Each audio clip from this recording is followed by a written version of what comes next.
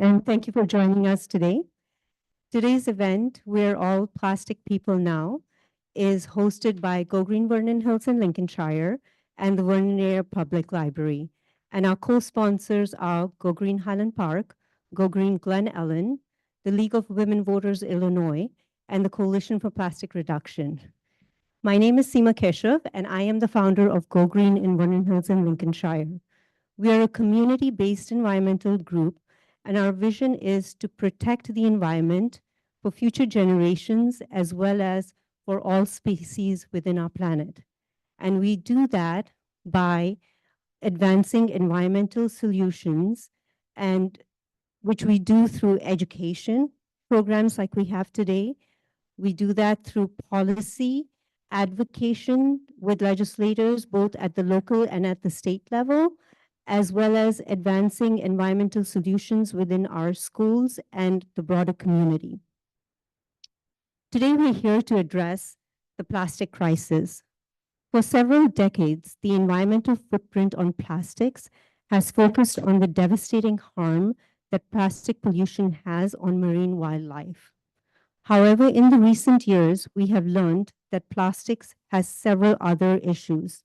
One, plastics exacerbates the climate crisis. Nearly every piece of plastic comes from fossil fuels, and it emits greenhouse gases in the production, incineration, as well as the transportation of plastics.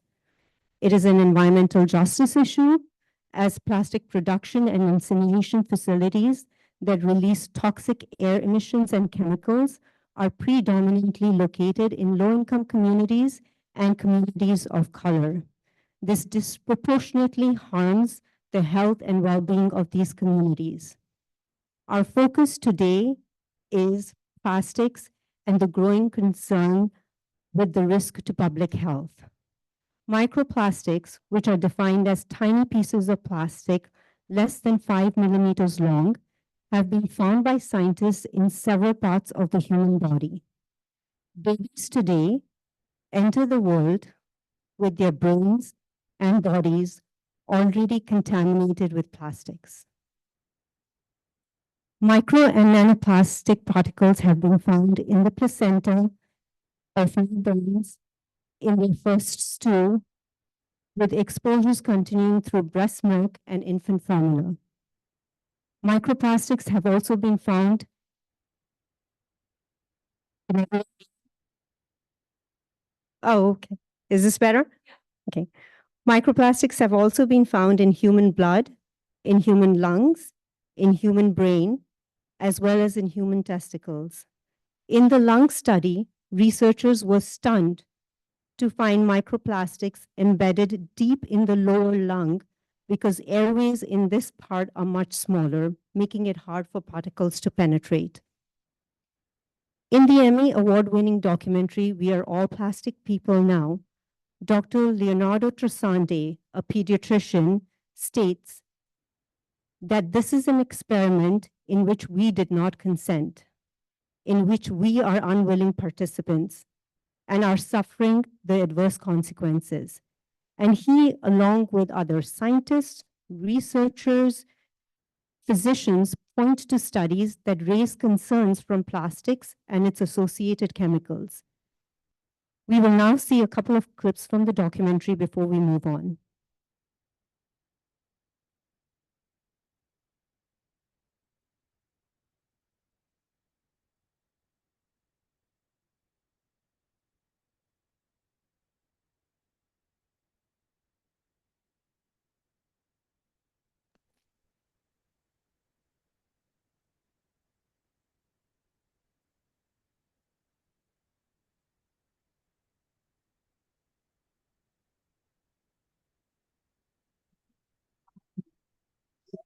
This plastic in 4 of the 6 placenta. I was astonished. The most important way in which microplastic go to placenta or go in our body is soda and water drink in plastic bottle. The health consequences are not just because we have cyborg, because now we have a little bit biological and a little bit plastic being, but also because plastic take with us some chemical compound that are able to change our metabolism. I'm Dr. David Davis. I'm a research assistant professor at the University of Miami Miller School of Medicine. Plastics have been shown to be correlated with individuals who are obese, and this is an ongoing study. But looking at the data is very convincing. For the layperson, it might be difficult to translate these types of exposures and concentrations into something meaningful. But if we look at the outcome of experiments with animals, such as mice, if they get exposed at specific times to these endocrine disrupting chemicals, carcinogens, you can see drastic changes in their physiology. So you can create fat mice and slim mice that will, just by using plastic as the only modifying agent.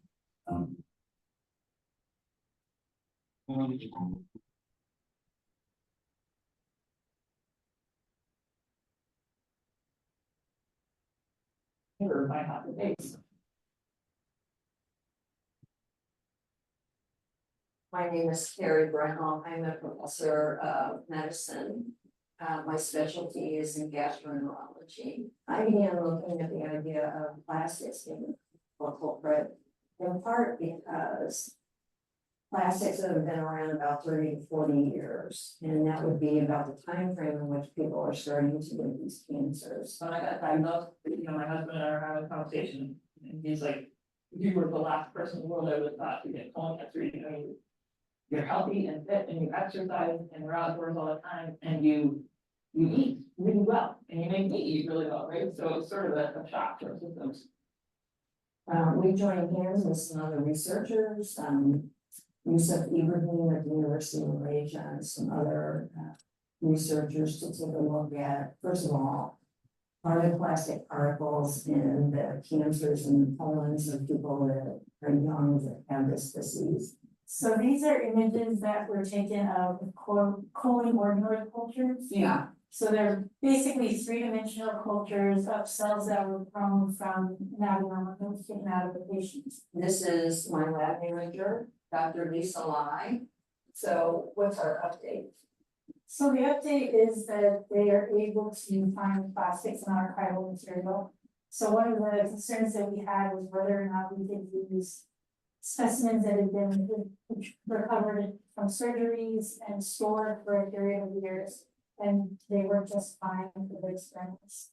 We've actually sent them tissue blocks to young people with colon cancer, and they have, plastics, microplastic material in those colons of people with colon cancer at a young age. My first 1 year colonoscopy follow-up from my ileostomy reversal. And, all in all, it went well. And it's really good that we went in. They found 2 polyps, one that was actually 8 millimeters, which is fairly large for a polyp, and especially given that it wasn't on my colonoscopy scan this last year. Hoping that a 1 year interval for colonoscopies is going to be soon enough. I cracked a joke the other night, wondering why my colon is still trying to kill me.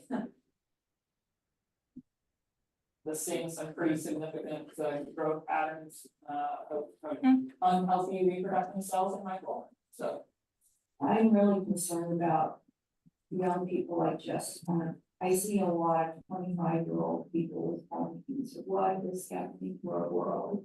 And I think the answer is that we're becoming the trash that we create, that it's affecting us so deeply. You will rarely see a death certificate that says died due to plastic exposure. But epidemiologists will tell you that if you expose, like we do right now, millions of people to harmful chemicals, there is a rise in the incidence of different diseases.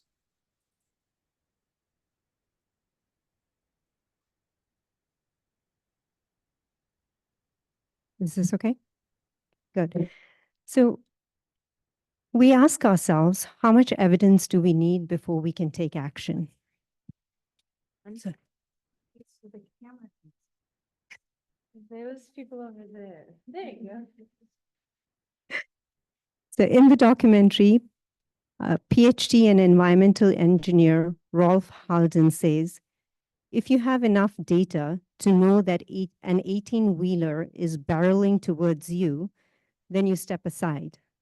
He states that there is enough evidence here and we must act now.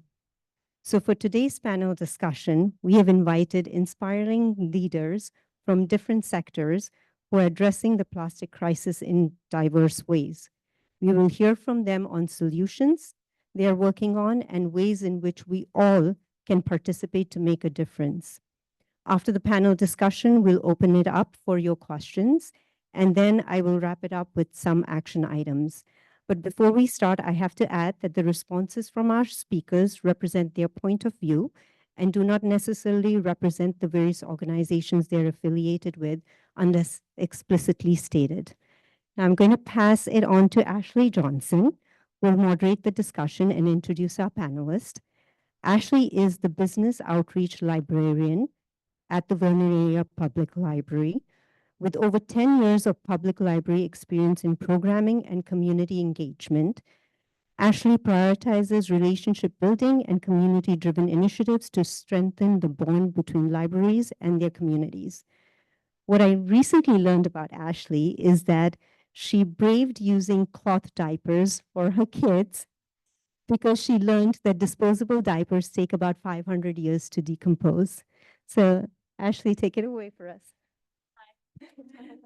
All right, I'm going to close this projector so we don't have to look at ourselves. And welcome our panel to your seats. Hello. Hi.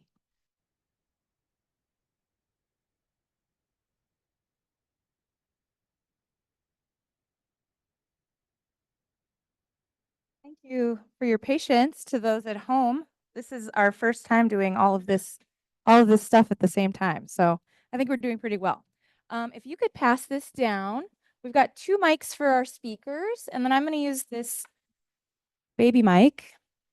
And as mentioned before while Seema was speaking, if you could kind of keep it a little farther away from your mouth, because it's harder for people to hear at home. But okay. So, as Seema mentioned, my name is Ashley Johnson, and I have a couple of bios that I wanted to share with you guys for our panelists tonight. Kate Jakubas is the founder of Meliora Cleaning Products, a Chicago-based manufacturer of people and planet-friendly household cleaners. Meliora manufactures cleaning products that are free of single-use plastics with ingredients that meet strict criteria to avoid harm to people and the planet. Prior to founding Meliora, am I saying it correctly?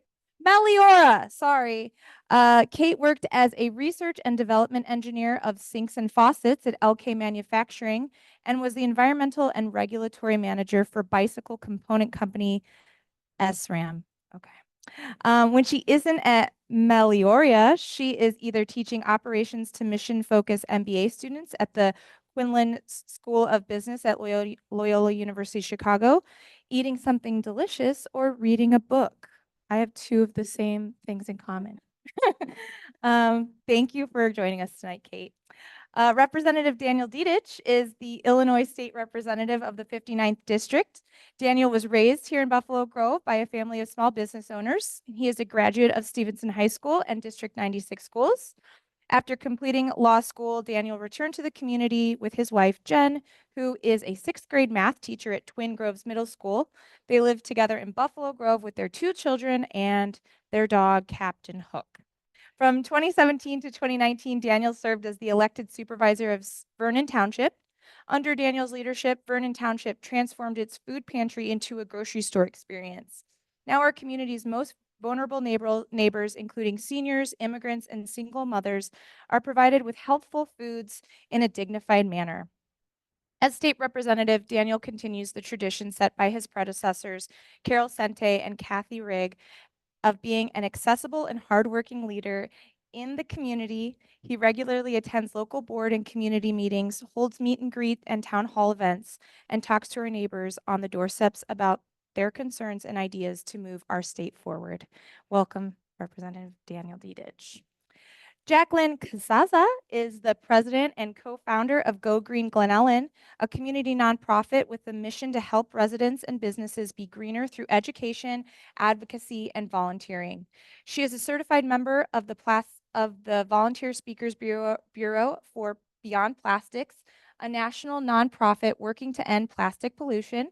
Jacquelyn also serves as an issue specialist on waste for the League of Women Voters, Illinois, and is an active and committed member of the Coalition for Plastic Reduction, which works to reduce single-use plastic waste in Illinois through policy and legislation. She's clearly busy. Within Glen Ellyn, she serves as a Village of Glen Ellyn Environmental Commissioner and sits on the Glen Ellyn Park District Resident Environmental Advisory Board.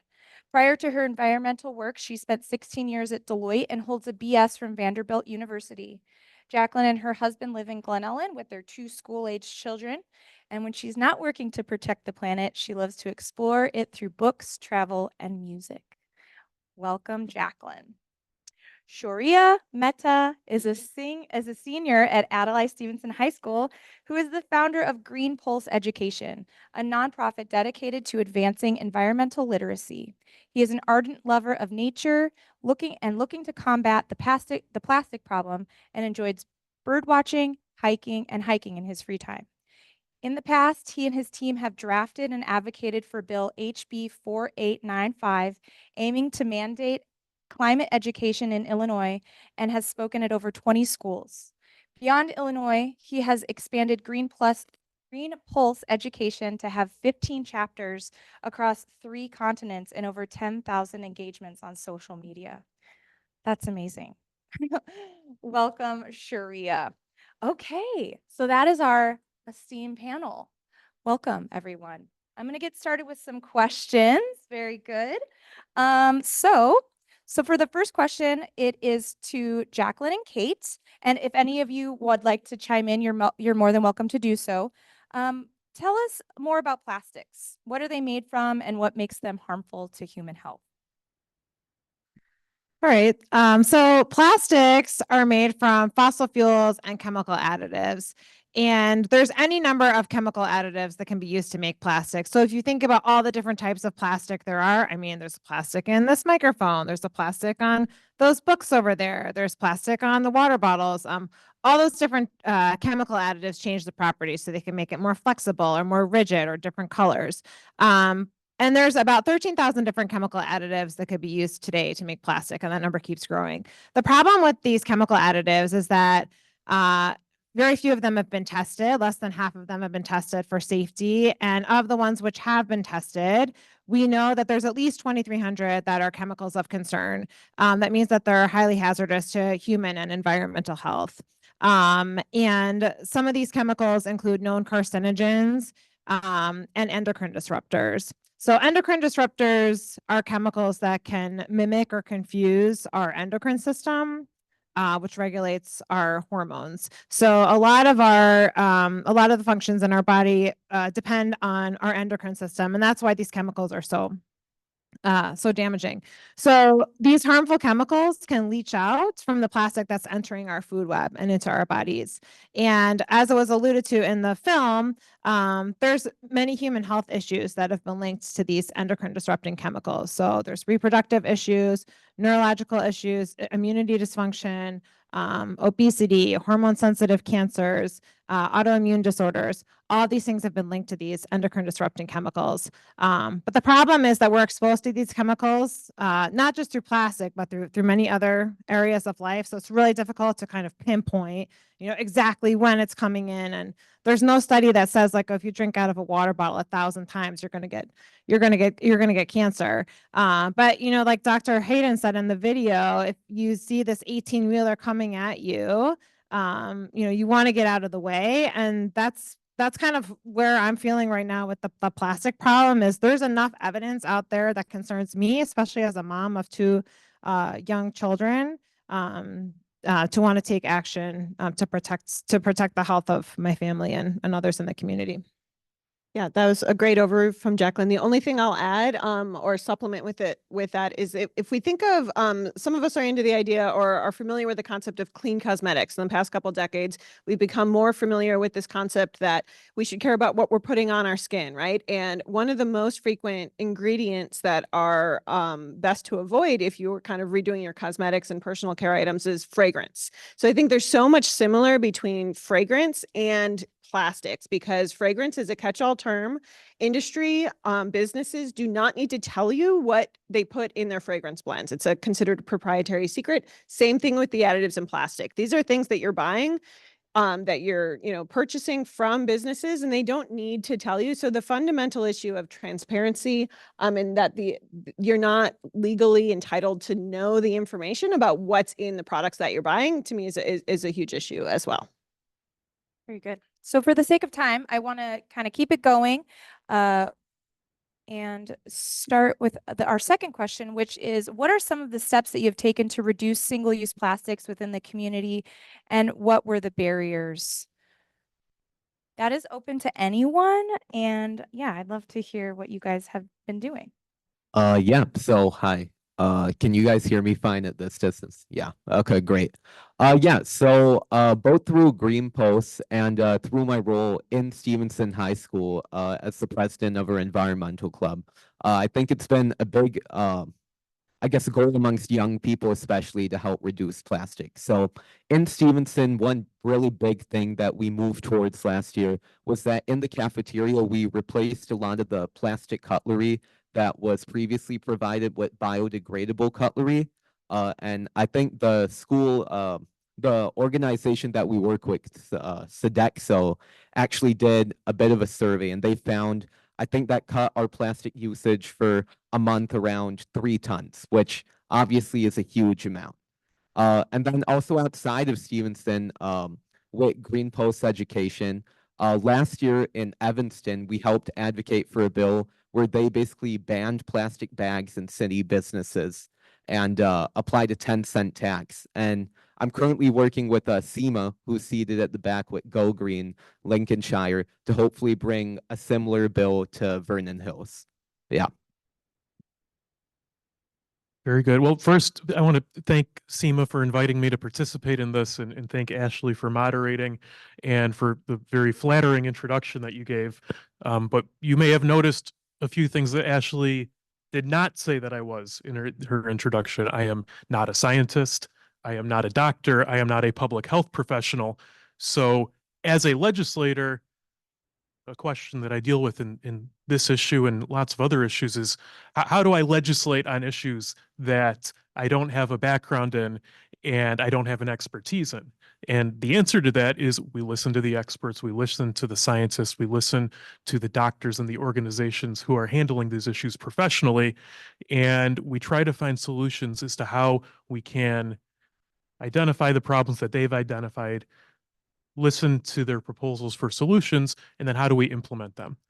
On the issue we're talking about today, what the experts and the advocacy organizations have told me personally many times aligns with the information that was detailed in the documentary that we watched in advance of this meeting, that the increased frequency of tiny microplastics and microfibers that are found in the human body that didn't used to be found in the human body, but now are causing some significant public health and medical problems.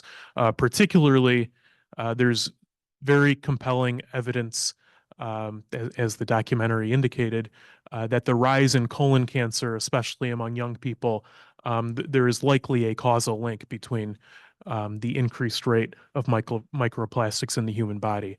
So what do we do about that, right? How do we decrease the amount of microplastics that are coming into the human body? And what the experts in the advocacy organizations are telling me, and I've worked with the Great Lakes Alliance on this, the Ocean Conservancy, the Illinois Environmental Council, is a substantial source of these microfibers are actually coming from the clothes that we wear. and that they're being transferred from the clothes that we wear through our washing machines, through the sewer systems, going into our lakes and oceans, which are then coming back to us through the water systems and the fish that we eat, and all sorts of other channels that find their way back into our body. So how do we stop that? We attack it at the source.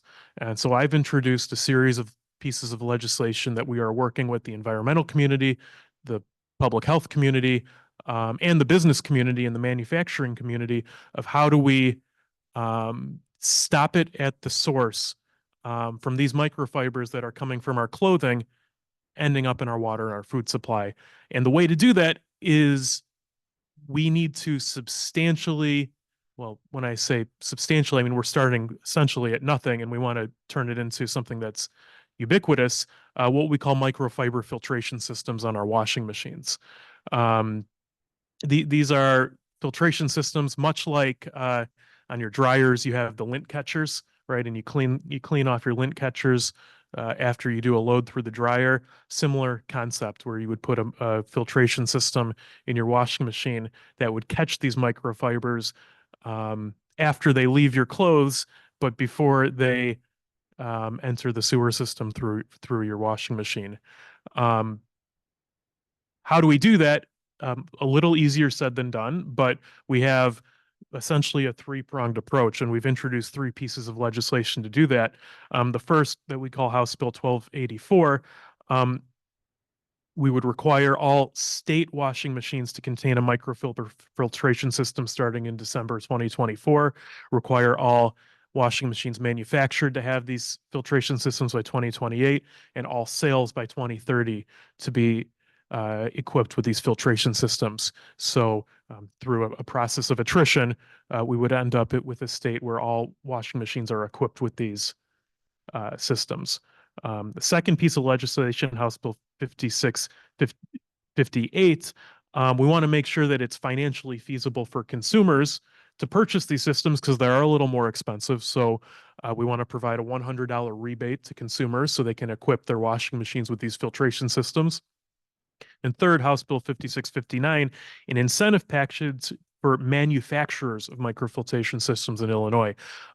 One of the reasons why this is a particularly challenging problem to solve is it's very, very difficult right now, even if you want to purchase a microfiber filtration system, because they barely exist in the United States.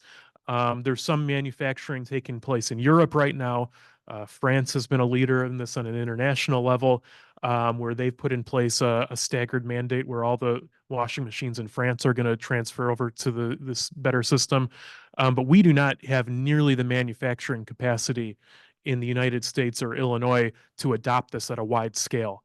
So we need to turbocharge the ability of the business community and the manufacturing community to actually build these and produce these and distribute these. So that's kind of the three-prong approach that we're pursuing. And we have a broad coalition working on it, and it's something that we're continuing to work on in the legislature. Sounds very bold. I like it. Less than 6% of plastic waste is recycled in the United States. This question is for Jack and Kate. I'm sorry, Jacquelyn and Kate. Why is so little plastic recycled, and can more recycling help with the plastics crisis? I mean, short answer, no. We're not going to recycle our way out of this problem. As to why it's not recycled, Jacquelyn touched on that earlier, but this idea that like plastic is not a single thing from a chemicals perspective, from a material science perspective.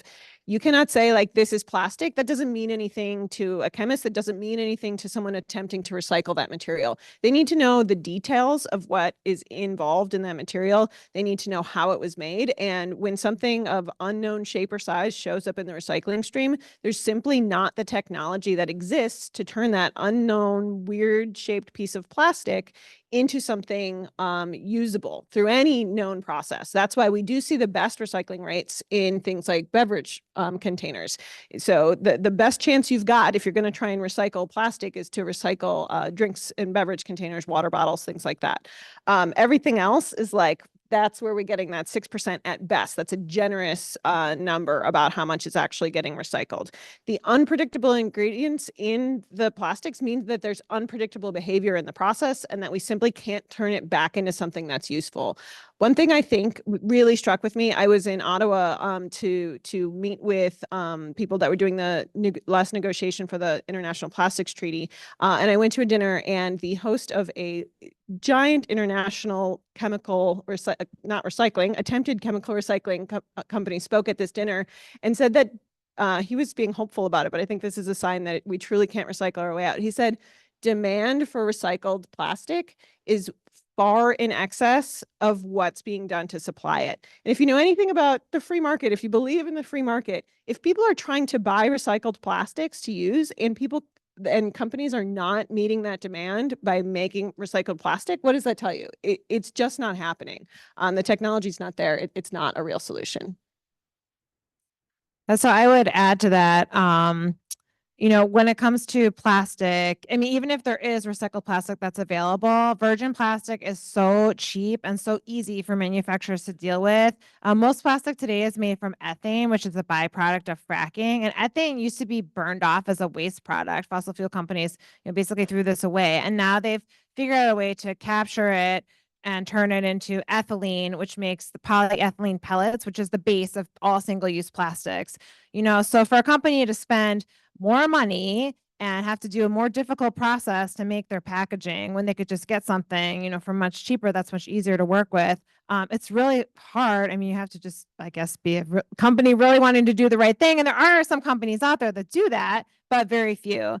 And even in the documentary, it was brought up that the industry, the fossil fuel industry has known since the 1970s, based on their own internal documents, that recycling would never work at the scale I think that people think it works at. We think we put our plastic water bottles into the bin and it comes back exactly as that. But as Kate said, more often plastic is downcycled because just even after one time through the process, it's not going to be the same quality material. And so that's why the manufacturers don't want that. I also brought this little chart. I don't know, it's probably going to be too small for the Zoom, but I can just tell you the colors. So there's a big gray blob on the bottom, and then there's like a little lighter blue blob, and then like a very small navy blob at the top. And the whole thing is all of, this is from the EPA. This is plastic waste we've generated as a country basically over the last 50 years. That's the whole thing. And the amount in the navy is what's been recycled. So as you can see, it's a very, very small amount. And even since 1990, it's barely budged. I was showing this to Seema just before we met. And, I'm like, think about all the advancements in technology we've had in the last 35 years. It's just not there. And so, Coca-Cola produces 1 million plastic bottles every minute. Recycling is just not going to solve this tremendous waste problem. I guess that's sort of related to our next question, which is, can one of you who feels most confident explain to our audience about what greenwashing is and how, and some examples that you're familiar with? Oh, greenwashing. Great. So I like to think of greenwashing as it's a spectrum, right? Here's a classic example of what greenwashing in this area. Think in your mind, try and picture the last Coke commercial you saw. Happy people. Somebody, what do they do to open the bottle? They flip off a metal top on a glass bottle. How much of Coke's sales do we think are sold in glass bottles? Is that like a normal sales for them? That's like a typical, it's not typical. Everything they're selling is in plastic. They want this sheen of green sustainability, Coke's doing the right thing. And that they're misrepresenting what's really happening, right? So that's a classic example of greenwashing. I like to think of it a little bit like, substance over style. When somebody's taking out $1 million Super Bowl ad, they're probably like $5 million now, to talk about their $20,000 grant for environmental, feedback. If they're spending more time and effort talking about how great they are than they're spending actually trying to fix a problem, that to me is classic greenwashing. So, I think some of the areas that are really somewhere we want to be careful and where we're seeing a lot of greenwashing is in the compostable plastics, the bioplastics, the dissolvable plastics. So, you know, you'll see like laundry sheets and pods and some other materials. There's even these like body wash sheets that are like, oh, they're dissolvable. So it takes this plastic piece of material, and rather than a plastic jug that you throw out or attempt to recycle, it literally dissolves before your eyes and then washes down the drain. But it's like sugar in water, right? So like that's not going away. You're just not seeing it anymore. And somebody's trying to convince you that that plastic doesn't exist just because you don't see it. So those are some areas that, like, you know, are really rife with greenwashing. And it's definitely something that we all have to kind of keep an eye out for. And it's really disappointed for consumers who are trying to do the right thing, that are constantly being bombarded with messages. Come over here. This is really green. This is really sustainable. And it's hard to trust. I think it's also important to remember that terms like eco-friendly, natural, green, planet-friendly, none of those terms are regulated. So if you see a product at the store that has, you know, like lots of green leaves and flowers and mountains on it, that doesn't necessarily mean it's safer for you and safer for the environment. And it's very frustrating as a consumer. And I've definitely been greenwashed many, many times, especially as a parent. I think you're always trying to find the safest thing out there for your family and for your kids. And we don't, none of us really have a lot of time to research and read every single label and all the ingredients and find out about how these products are manufactured. So it's very frustrating that it exists. Yeah, and I guess just to add to that, one way that you can be sure that you're not being greenwashed is there exists like third-party organizations with seals. For example, a common one like the USDA or the Rainforest Alliance, and companies who really are actually eco-friendly and sustainable, they often go out of their way to make sure they can get that seal, which is really apparent on their packaging. Another thing I know, which it can be especially difficult to tell when a product is actually green when you're shopping online. One solution to combat that is there exists like browser extensions. Like I know I use one called Softly, where on Amazon, when you click on a product, it'll give you a sustainability rating. And if it's below like a certain threshold, it'll suggest substitutes to you. And I found that really helpful just personally.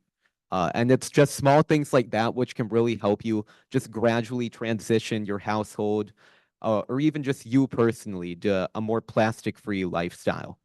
So yeah. That's excellent. I wrote that down. I've never heard of that.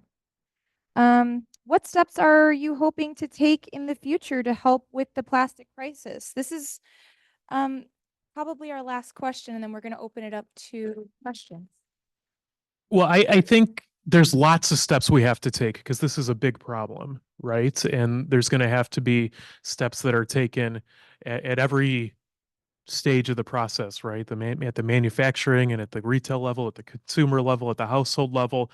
And it's something that's going to involve changes at a pretty broad scale.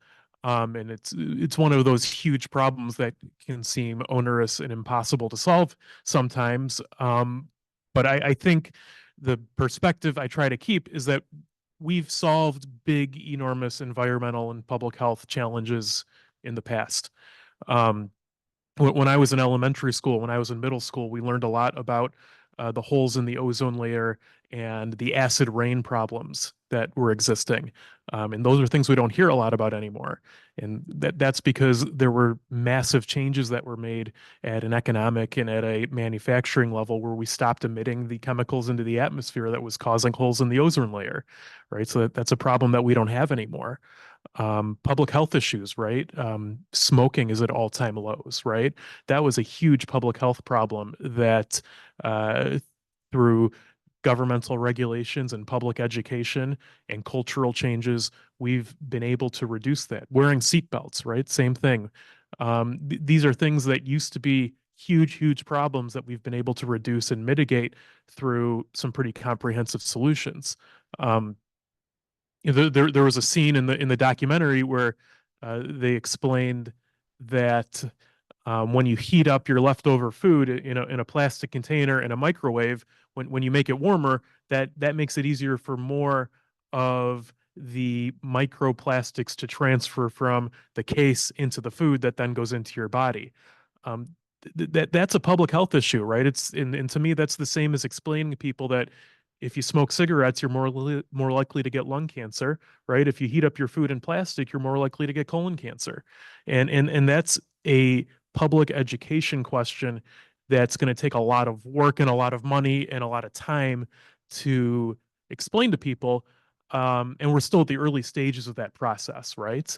But that's just to illustrate, right? I think there's a lot of different angles we have to take on this, right? It's public education, it's regulation, it's government investment and economic incentives. There's a whole host of things we have to do to address this problem. And it's going to take a lot of time and a lot of effort, but I think it's possible and I think it's important doing. And I think there's going to be more public demand that we do something about this as people learn the degree that the rise in public health issues, especially colon cancer, has been caused directly by this problem. This is sort of related. This was a audience submitted question that somebody sent when they registered, but why are we still using plastic if it's so bad? Do you have enough time? If we know it's causing all these problems inside the US and in the environment and to animals, and what can we do to avoid it as an individual, as a community, and as a nation? So why are we still using it? It's super cheap and it works great for some things, depending on the angle you're looking at. So all of these issues that we're talking about, these are not intended effects of using plastic. They're not, in most cases, it's not what the plastic is intentionally setting out to do. Nobody's sitting in an office saying, how can I give more people colon cancer, right? They are trying to make things less expensive, more accessible. And I'll say there's great examples of a trade-off of plastic that we'll probably never give up. And that's, we don't probably want to go back to using glass needles and glass tubing in hospitals, right? So plastic, an example, and by the way, the plastic industry loves to give that as an example because nobody's going to argue with that, right? The things, some things are really hard to replace now that we've gotten those amazing material properties of plastic, which are great in so many applications. The problem is that we've suddenly realized it's so cheap. We've taken the externalities, by that I mean all the negative effects, we've taken them out. The people that are making the plastic are not paying for those effects in any way. They're basically polluting, right? That is the effect of plastic pollution. So a for-profit company sells a product, they are paying only for the material and they are not paying for the environmental and societal and health impact of what's going on with that plastic later on. So the only way to change that is to force those external costs back into the supply chain where it belongs. So the people that are making the plastic, the people that are selling the plastic need to pay for the effects that it has. And that does create an incentive to change. And then of course, there's examples where just let's agree to ban plastic bags in some instances, other applications. Or like a carbon tax. Yeah, exactly. I was just going to add on plastic bags. I did some research on this earlier this year, and plastic bags, when they first came out, they were heralded as like an environmental savior because it meant that we didn't have to cut down trees anymore to make paper bags. So people were very, very excited about plastic bags because they were strong and we didn't have to cut down the trees. So the problem is not the bag. The problem is that we make 5 trillion plastic bags every year globally, and most of them are only used for 12 minutes or less. So that's the problem with plastic. It's not necessarily plastic, it's the waste, it's the mismanagement of it. And the single-use plastic packaging contributes to almost half of all plastic production on Earth. So if we can focus on, trying to fix the single-use plastic and plastic pollution problem by advocating for things like a plastic bag ban in Illinois, or banning other single-use plastics like styrofoam, which there's bills out there right now that we're hoping to get signed this year in Illinois, then that would go, for example, in our state, go a long way towards addressing the single-use issue. That is a great segue to one of our first, in the room audience questions. It says Colorado, New York, California. Sure.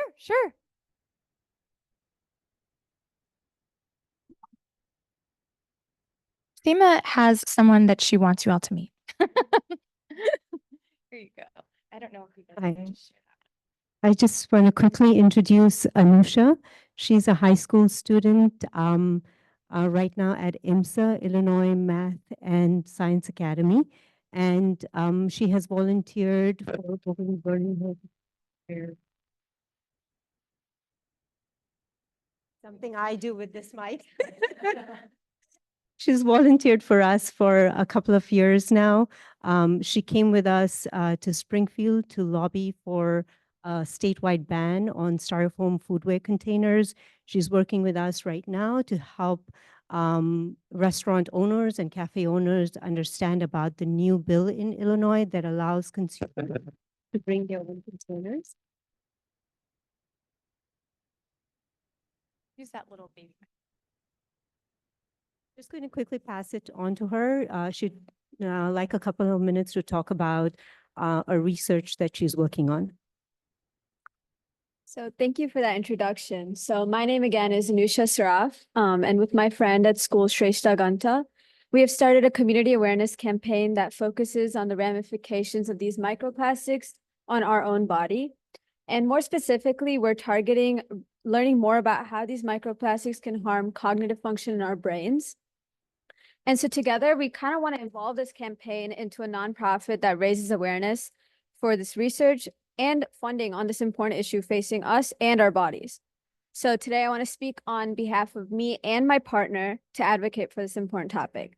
So I know this panel here touched on kind of how these microplastics enter our body, which is through consumption, through plastic packaging, utensils, and also through inhalation on our clothes, textiles, fabrics, everything like that. So I'm not going to bore you with any more of that, but I also wanted to expand further on that and kind of say how a lot of these particles, these nanoparticles, have a biomolecular external layer that makes it easier for them to access our brain's blood barrier and makes it easier for them to reach inside our brain, cause harmful neurological dysfunctions in our brain. And this can even lead to diseases like Alzheimer's, other dementias, Parkinson's disease. So it's kind of a scary thought, and it could be our future if we don't act now. So again, so a lot of the studies that we've looked into show that these nanoparticles can accelerate the development of Alzheimer's disease. And this is because the proteins that are responsible for Alzheimer's disease are often triggered by these nanoparticles. And additionally, a study conducted by Duke University found that these nanoplastics can enter neurons through a cell process called endocytosis. And these disrupt the cell activity in our brain and cause harmful problems on our neurons. Another study conducted by the George and Ryan Institute of Neuroscience attempted to find the difference between mice who had consumed a substantial amount of microplastics versus those who had not.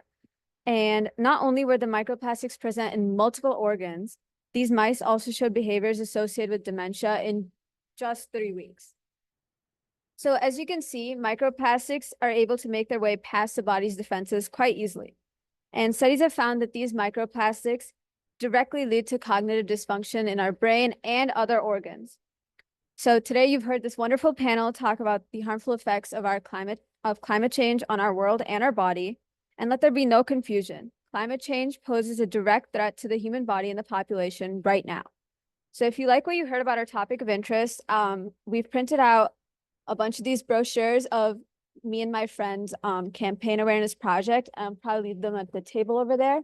And on the back side, they have a QR code with our Instagram, where we'll also upload our future website and hopefully turn into a nonprofit quite soon. So thank you. Thank you for your time, everybody.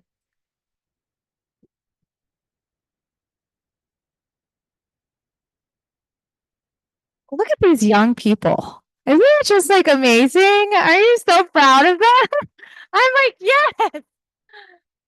Great work. Okay, so back to our audience submitted questions. Thank you very much. Colorado, New York, California have all made, oh gosh, I can't read this.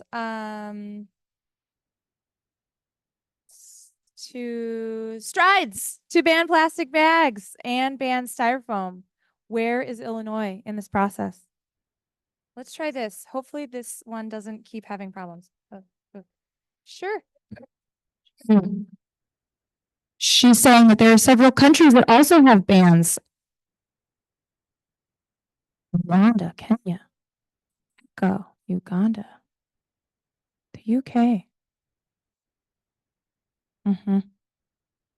Mm-hmm. What about us? Who wants to take that on? I can answer. Maybe. Okay. So I'll start with styrofoam, or single-use polystyrene foam foodware. So, there was a bill that was introduced, last year in Illinois. It was House Bill 2376, and it would ban the use of, single-use polystyrene foam foodware at restaurants and retailers in Illinois. It passed through the House. But it has not yet passed through the Senate. So the way I like to, when my kids are asking about, what are you doing? What are all these meetings about? I'm like, well, we're trying to get these bills passed. So I said, so this one's like about halfway done because we got one side to say, yes, we want to pass this ban, but we have not gotten the Illinois Senate yet to support the ban on polystyrene foam foodware. So that is one ask I have for people in the room who want to know, what can I do about this problem? Would be to send an email or call, or if you're so inclined, to meet with your state senator and ask them to co-sponsor this bill. And then Illinois is also, there's been a plastic bag ban that's been introduced in both the House and Senate, two corresponding bills, one in each chamber. But that has not been passed through either chamber yet. So that bill is kind of not yet been, no one has said yes, no, as I would explain to my kids, we're at 0 right now with that bill. So that is another one that I would ask, if you want to do something, to call your state senator and your state representative and ask them to support a plastic bag ban in Illinois. Because one thing that I realized is that, me as an individual, I can recycle every single piece of plastic that comes into my house until the day I die. And it's just not going to make an impact in this massive problem. I mean, it is that reducing your own plastic use is the right thing to do. I mean, I have my reusable water bottle and everything, but we really need collective action, and we need legislation to help us, because when I go to the store, everything is in plastic, and sometimes there's no option but to take the plastic bag if you forget your other bag. So we really need help from our legislators, and I know Representative Didech is throw me under the bus. The short answer is there aren't the votes for them yet. And in the House, it takes 60 yes votes to pass a bill. And if we don't have can I make it? Well, I think if that is what the voters are demanding, then we will be responsive to that. But no, I think one thing that you said that I would disagree with a little is you're not at 0. You're pretty close, I think. I think it takes 60 votes to pass a bill in the House, 30 in the Senate, on a bill like the plastic bag ban. You're probably north of 45 or 50 on the way to 60, right? And the reality is that we are a large, diverse group of people in every way in the legislature, that come from all corners of the state, that bring different perspectives to our jobs. And there's also a very active lobbying effort against that bill. So you guys are pushing for it. There's also a very, very active and organized effort pushing against it, from I think the retail industry and the business community that has various objections. Some you may consider good faith, some financially motivated, but the reality is that there's an organized effort working against it, which makes it a little more of an uphill climb. But to the questioner's point, yes, this has happened in various other states. I think some large cities have gone in this direction as well. I think we are close to doing it in Illinois, but if this is something that's a priority to you, reach out to your legislators and explain to them why you think this is something we should do, because we do try to be responsive to the feedback that we get from our constituents. You do not have to reach out to me. I support the bill, so I'll save you the call. But yes, call your legislators And we just don't have the votes yet is the answer. Great. And I'm going to come in kind of in the middle, because yeah, a lot of times we want to say the legislation needs to do something about this, or businesses need to do something about this, or people need to do something about this. And the truth is we all need to work together and do this, right? Like it is, you could stop buying plastic. You can never buy another ounce of plastic personally. And well, okay, nothing's really going to change. But when we all work together, what happens is people individually support the businesses that are making products that are plastic free and reusable. That means it's more feasible for businesses to exist. That means when the bills do come onto the floor in the legislative sessions, the legislators can actually point to businesses and say, hey, look, it is possible to use alternative bags, to use different types of packaging to pass these bills. So the lobbyists are it takes a little wind out of the sails that, we couldn't possibly make this change if we've got these examples out in the community. Obviously then voting to make sure you've got legislators working to do that. And that's why sometimes it feels like it creeps along, because all these things have to happen. Sometimes it feels like at the same time, and sometimes it happens very, very quickly round robin. But we all have a part to play, and we all have really multiple parts to play in order to get there. Excellent. One quick question from the web for Shourya is, what was the browser feature that you mentioned? The browser feature I mentioned was Softly, Softly. And Softly. yeah. Okay. And that's like a Chrome extension or something? Yeah. Okay. It's a Chrome extension, which Okay. it works with like online shopping, Yeah. like Amazon, I think especially is what I've used it with in the past, and it'll give you sustainable alternative recommendations. Very good. Softly. Yeah, softly. Yeah. Okay, so here's another question, sort of in the same vein. A goal of mine is to change my grocery shopping selections to reduce plastic packaging. Do you have any advice or tips for someone like me? She's like, me. You have a mic right in front of you. Yeah, support your local refillery. Has anyone been to a refillery? There are entire stores where you literally don't have packaged items, where you walk in and you get your coffee beans and your pasta out of a bin into bring your own container, reusable containers. That's a great way to lower the impact of your grocery shopping, is to support those types of refilleries. There's one, or sometimes grocery stores will have a section of bulk. So Sugar Beet in Oak Park is a great store. It's a co-op actually, but anyone can shop there. And that's a grocery store where products like cleaning products from Meliora and other bulk things are available, and you can fill your own container. And then you're literally going your whole grocery shop, without that. Obviously, other than that, like buying in bulk can help reduce the packaging on a per serving basis. So don't buy like single servings if you can help it. So that's my grocery tip.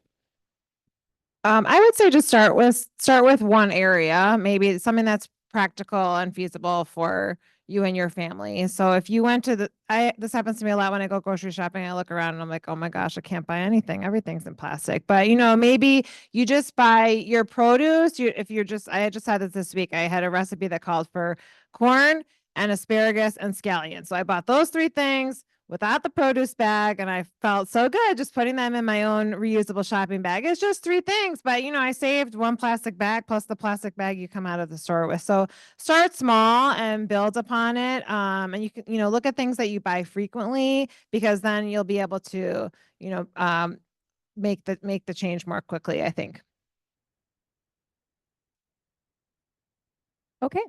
And what are the worst plastics to avoid? Just a small step to begin with. The worst plastics.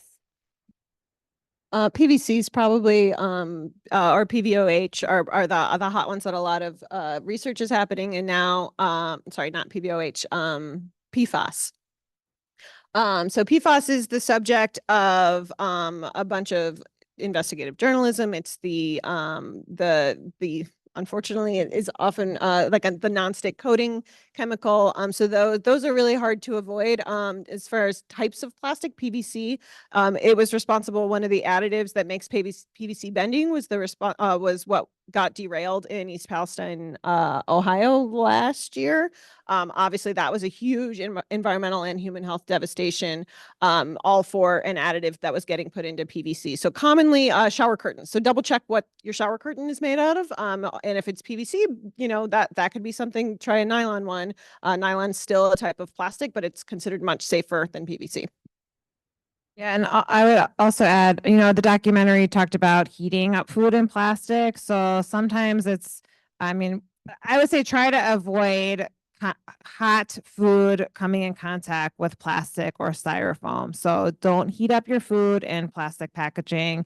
If you get, you know, sometimes like we get takeout that comes in styrofoam, I just take it out immediately, like as soon as I can. So try to reduce the food contact with especially warm, hot food and plastic would be my recommendation. So those are very good answers. I don't have anything to add to that, but what I do want to mention that's a little response to this question is one of the worst examples of plastic waste that actually doesn't exist anymore because we took action to stop it. You used to be able to buy these shampoos and body washes that had these tiny plastic beads in them, and they would go down the drain and wreak havoc on the water system and sewer system and all sorts of downstream effects. You can't buy those anymore because the federal government stepped in and said these are unbelievably dangerous goods, and we can't allow these to go to market anymore, and you can't buy those types of products anymore. I bring that up because I want to try to include some dose of optimism in this presentation that we are capable of solving some of these problems, and we have before, and it's going to take a lot of work, but I think it is something within the realm of our ability to solve. Okay, and our final question is why not outlaw microplastics in clothes, i.e. fleece? This says specifically for the legislator.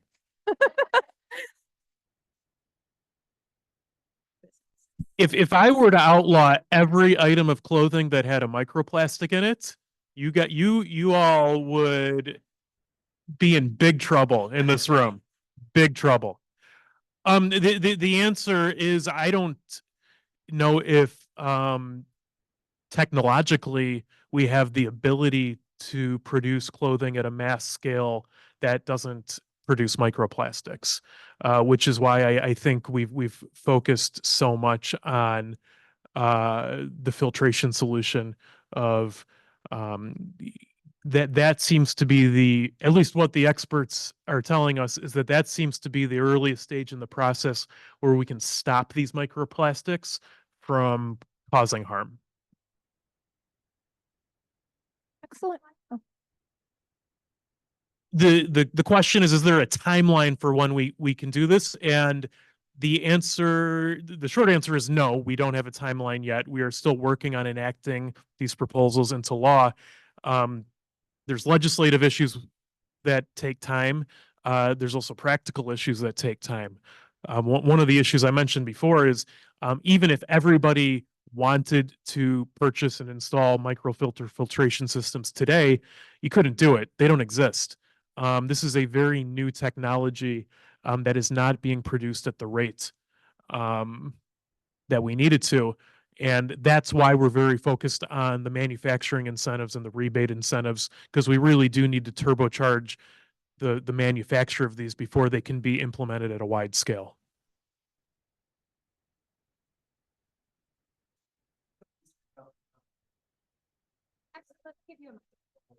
Please, sorry. Just for the friends at home.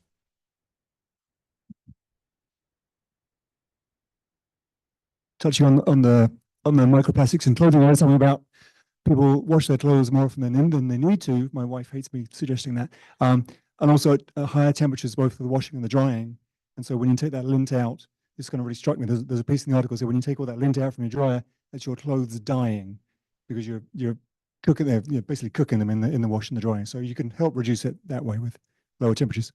Yeah, I think famously I don't know if the Levi's president, I think it was, suggested that you should just not wash your jeans. So like, let's bring that back.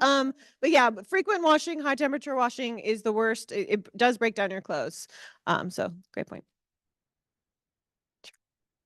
We've just got a few more minutes, so I'll go around the room. We have some questions. Hi, I was listening to the points that, I'm sorry, I forget your name, made before. And I just wanted to like expand on that a little bit and then ask a question. We keep talking about plastics as being ubiquitous because they're so cheap. And they're not cheap. We look around and we see what's the cost of cleaning up the mess.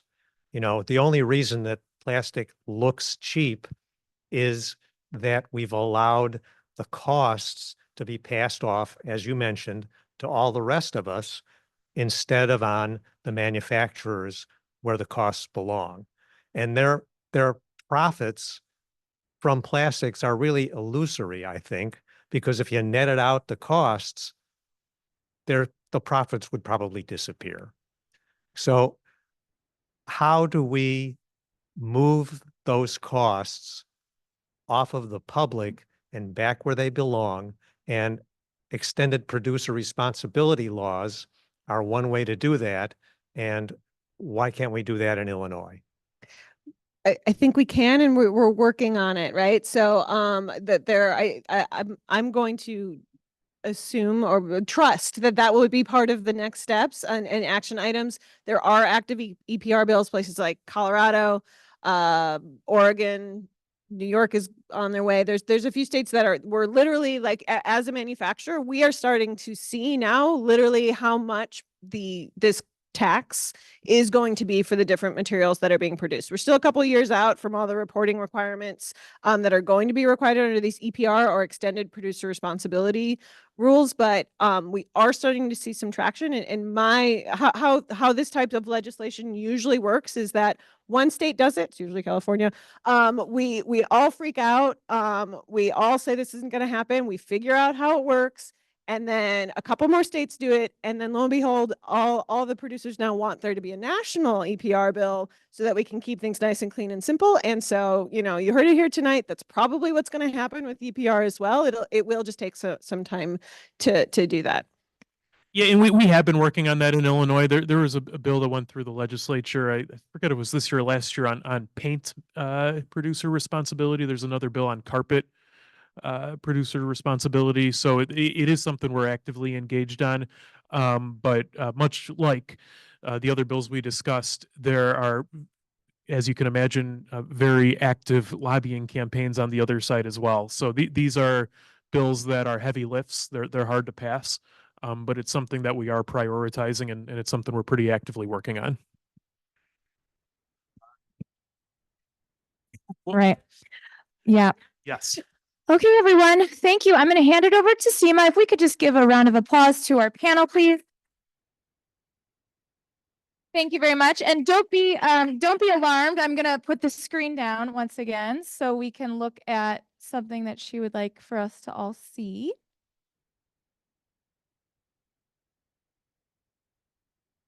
Yeah.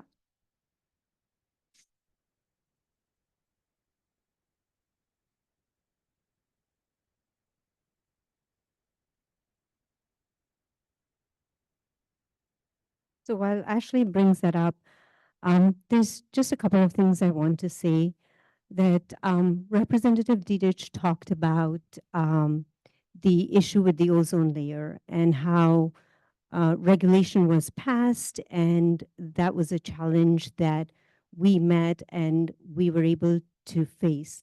We were able to fix.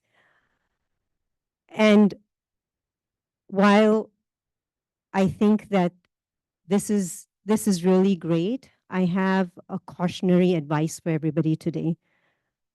Plastic production is expected to triple by 2050. Nearly half of the plastic ever manufactured has been produced just in the last 20 years.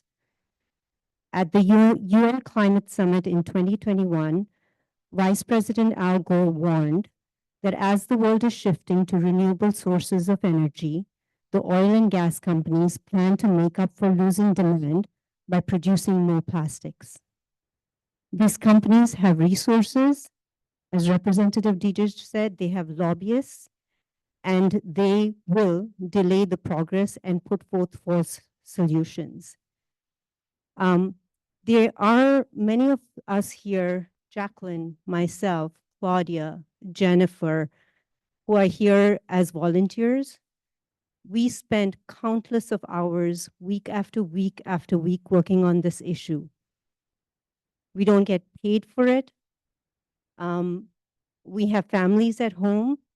We don't have the resources that these lobbyists have. So I put this caution in front of you, and I put this in front of you as what you can do, what we all can do together to make a difference, because we're talking about the lives of our young ones.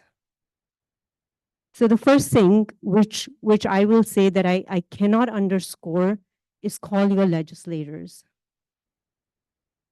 We have 2 petitions here. One is a state petition asking for a ban on styrofoam foodware. When someone asks the question, what is one of the most harmful plastics? Styrofoam is. It's made of styrene, which is a carcinogenic. We want to ban that at a state level. We want to ban single-use plastic bags. There is no need for any of us to be carrying single-use plastics bags. This is a low-hanging fruit. We can take our reusables. There is also a local petition for the village of Vernon Hills to put a fee on single-use bags. There are QR codes on both of them. Please do sign those. The next thing I'd say is when you talk to your legislators, demand that they reject false solutions like advanced recycling, chemical recycling. We heard recycling is not going to fix this problem.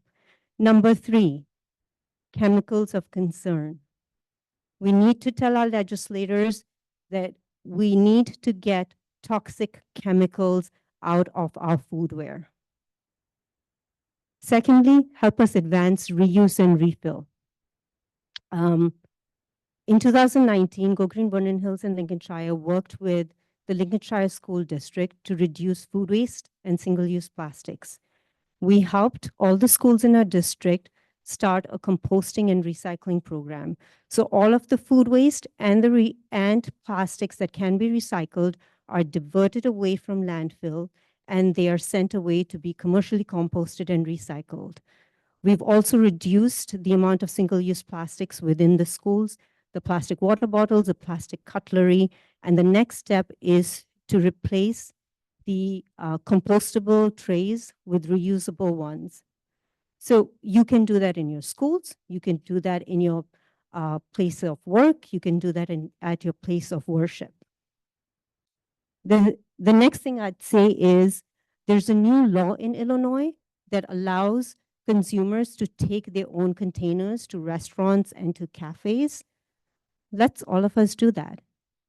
Carry your coffee mug in the car, carry your reusable container in the car for your leftovers, and tell your restaurants and your cafes that this new allows us to do so. We have Anusha and Shourya that will be working in Vernon Hills and Lincolnshire to educate our restaurants and our consumers on those new laws, but we can all work on this. Number 3, Kate didn't have a chance to talk about this, but I'd like a little bit to talk about Melioria's cleaning products. So some of the products are here, and they are made from non-plastic packaging, right? And the company prides themselves in using safe materials or safe, and I hope I'm saying that okay, Kate, but using safe materials for our waterways. The one thing Kate told me is when I make something safe, I don't want to put it in plastic because then the product itself is not safe anymore. So let's support companies that are making products in non-plastic packaging. We have some examples here. We're not endorsing any of these brands, but these are just examples to see what's a possibility. Finally, keep yourself and your family safe. Stop using plastic water bottles. Stop using plastic to store food.